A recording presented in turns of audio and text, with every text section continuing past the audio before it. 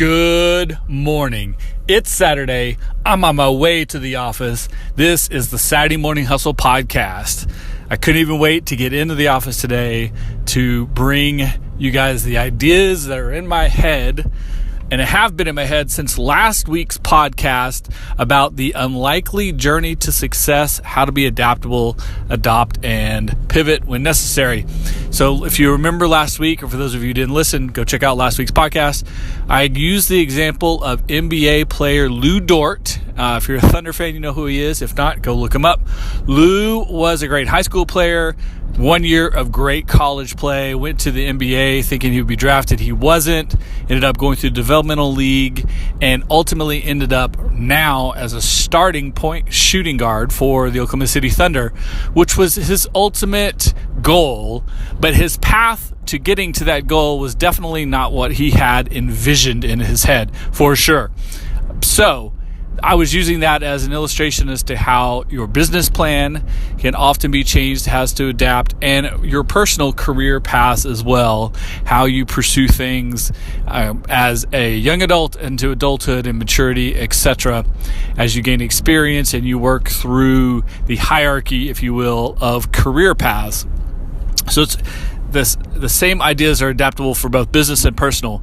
I'm going to follow it up today with my own personal path, which has been very unorthodox and very unexpected, and definitely not anything I planned or was what I envisioned as I set out. Because a lot of conversations I've had this week with a lot of people about last week's podcast brought up the fact that my own career path has been one no one would have planned for the way it happened, and we couldn't expect it to work the way it did. So with that in mind, I got someone driving really slow in front of me, so pardon the interruption, but here we're going to roll into that idea. Like I said, I'm in the car on the way to the office this morning. I was so excited to talk to you guys about this.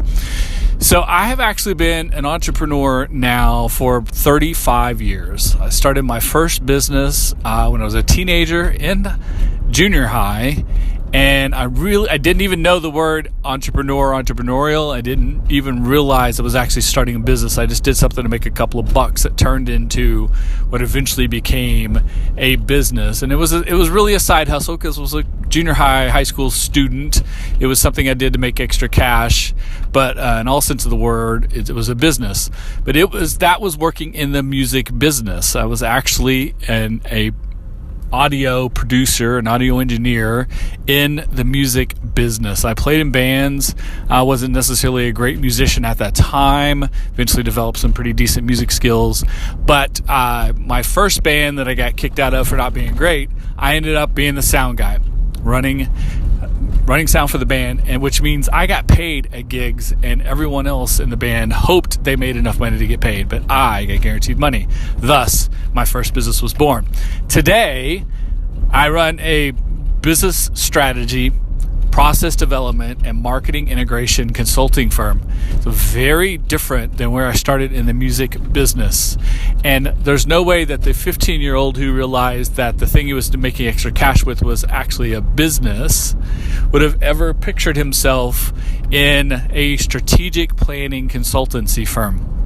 So how did it happen? Well, more than anything else, I was open to the process. I followed things that were being successful. I experimented as much as I could with things that had the potential to be successful, but when they proved themselves to not be, moved on to something else that was more viable. And this is really where the heart of the discussion today is how you balance and manage the idea of creating a plan and sticking to it as loyal as possible while the plan plays out, while you go from step 1 to step 2 to step 3, and all of your goals are broken down into objectives and tactics and all the measurement that comes with it, etc. You create these plans, especially for your business as a business plan or in your personal life as a career path, and you intend to stick to them as much as possible, because that's how you prove out through patience and dedication to your strategy to things that work. The balance is not everything works, And definitely as you get further down into the tactical execution aspect, those smaller pieces of the bigger piece of the much bigger picture all need to adapt and change along the way. And great examples of this are when I started my business career, there was no internet, there was no social media, there were no smartphones. There was very basic limited cable TV as far as entertainment industry goes. The music industry was definitely dominated by AM/FM radio, and that was based on your car, traveling in your car and listening to your car. This was before CDs, right about the time CDs happened. So digital wasn't really, and halfway through my music career, digital became a thing. And so all those technology changes definitely changed that industry, and it changed my approach to it. So back to the idea of balance, you could set out to do something as being great at a type of production or a type of music style or something, but then other things around you in the industry and in the world can dictate that you have to make those major changes. So you have to balance how much you stick with the plan and how much you accept new ideas, and then how often you quickly move from things that aren't working. And I should definitely not say quickly. The opposite of quickly. You should slowly and eventually move away from things that aren't working to things that will work or have more potential, higher potential.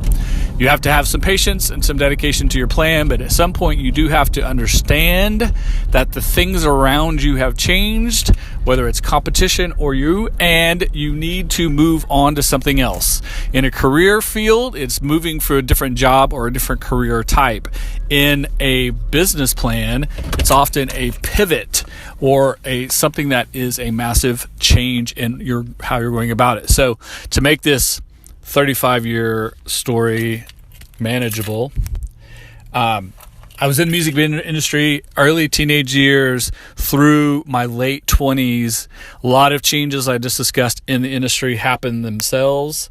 And ultimately, I got older. It was harder to tour. I had an accident where I had some injuries, and it was really hard to manage being on tour and being away, traveling all the time, and the industry was going through great flux. So I left the music industry. I had my pivot, I had my career change, and I got into marketing because a lot of what I was doing in the music industry and my degrees were in marketing, advertising, and promotions.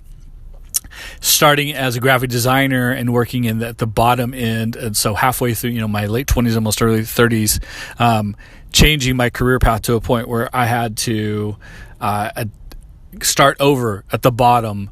And it's the same thing if you pivot your business, or maybe you have to close the business and start a new one. You have to start at the bottom again and work through that process one more time. But quickly worked through that process and understood that the people who made the real money in marketing departments and in creative pursuits, which is what I still wanted to continue to do, were the head people who understood strategy and business development, which is what led me down the path of learning what I needed, getting the experience and gaining the skills in order to do the job I have today. So that's a whole long way. That's 35 years put together in less than 8 minutes of starting down a path, having an idea, having a vision, the total rock star. We're gonna always be rich and famous and party like rock stars type approach, to completely giving that up, starting over, working my way up through corporate ladder, doing freelancing, doing side work, doing pro bono work, developing new skills, pushing myself out of comfort zones into what I would have called a lot more corporate, a lot more structured, a lot more of the business side of things when I was on the creative side. But now I'm on this side. I understand the creativity in both of them, adapting along the way, taking opportunities, the setbacks, the jobs that didn't work out. All my corporate jobs ended up with shit bosses who taught me more about being a boss because they were bad bosses than anything else. But ultimately, the job fizzled out because the people I worked around and with had no idea what they were doing, and that frustration and what comes along with the positives and negatives of working for other people, which led me to working for myself, ultimately gaining a relationship with some other people who are now my business partners, as opposed to solely working for myself. That was another adaptation. You see how all of this feeds into an ultimate success or an ultimate destination, and I still have another 35 years to put under my belt before I call it quits. But the path was unexpected. I took opportunities as they came. I was dedicated to what I was doing for a long time until it proved itself not to be the right path.